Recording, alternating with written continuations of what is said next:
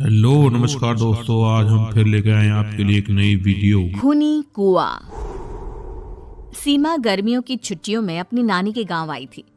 सीमा नानी के घर पहुंचने के बाद अपनी नानी के पैर छूती है और उनसे आशीर्वाद लेती है। तभी उसकी नानी उससे कहती है, इतनी बड़ी हो गई मेरी सीमा, चल जल्दी से हाथ मुंह धो ले, मैं तेरे लिए खाना लगा देती हूँ। भूख लगी होगी ना?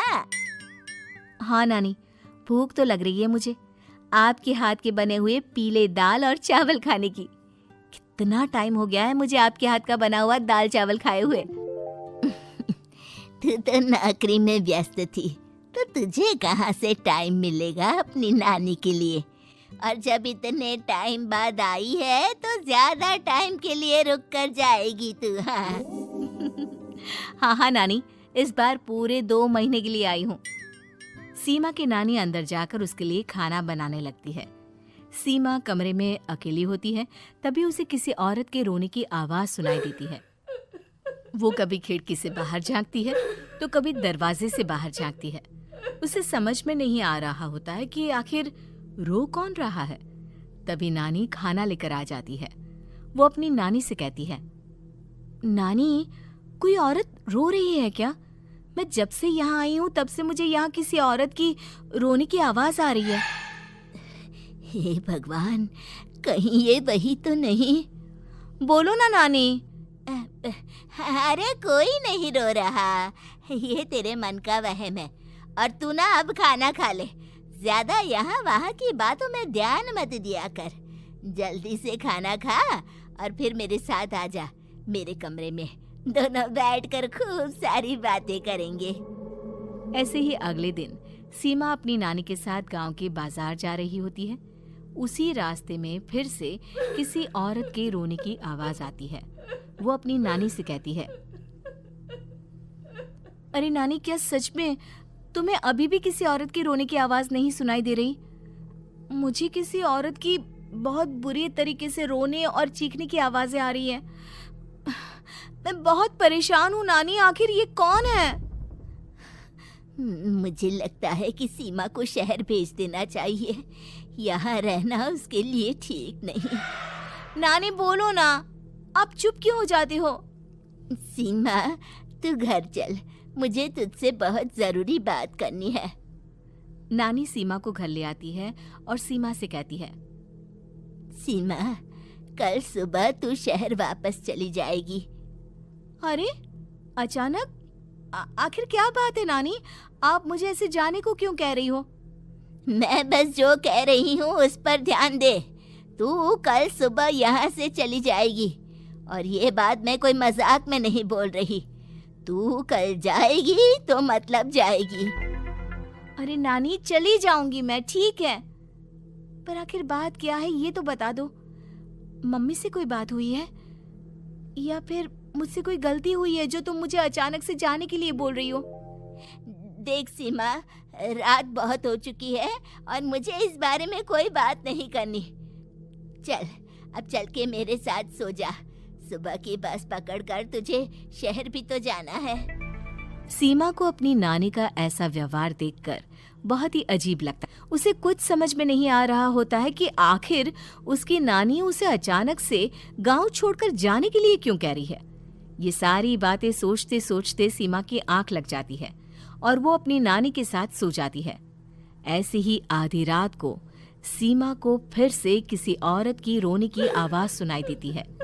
वो उस औरत की आवाज सुनकर बार बार करवटें बदल रही होती है और तभी उसे सपने में भी एक अजीब सी औरत की परछाई दिखाई देती है, जो इतना चीख चीख कर रो रही होती है कि सीमा डरकर उठ जाती है।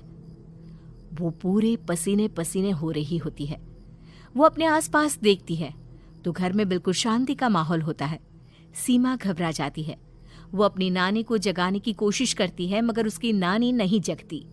सीमा को फिर से उस औरत की रोने की आवाज सुनाई देती है। आखिरकार सीमा अपने आप, बचाओ, कोई मुझे बचाओ। मेरी बच्ची, हम आ गए, हम तुझे बचा लेंगे।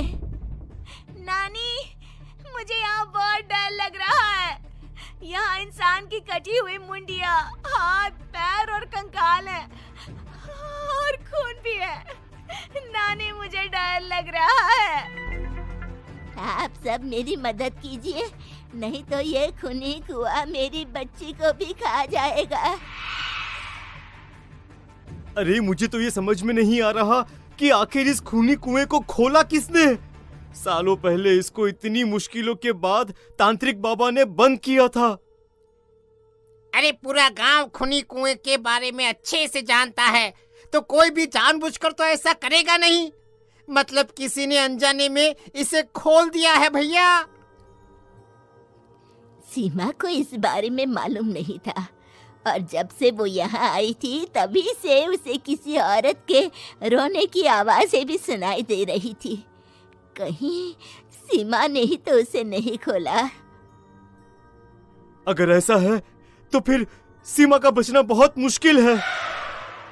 वहीं कुएं के अंदर सीमा रोते हुए बैठी होती है कि उसे आवाज सुनाई देती है जो कुएं के बाहर खड़े गांव वालों में से किसी को सुनाई नहीं देता। आज सालों के बाद मुझे ताजा खून मिलेगा। तेरा खून पीकर आज मैं अपनी प्यास बुझाऊंगा।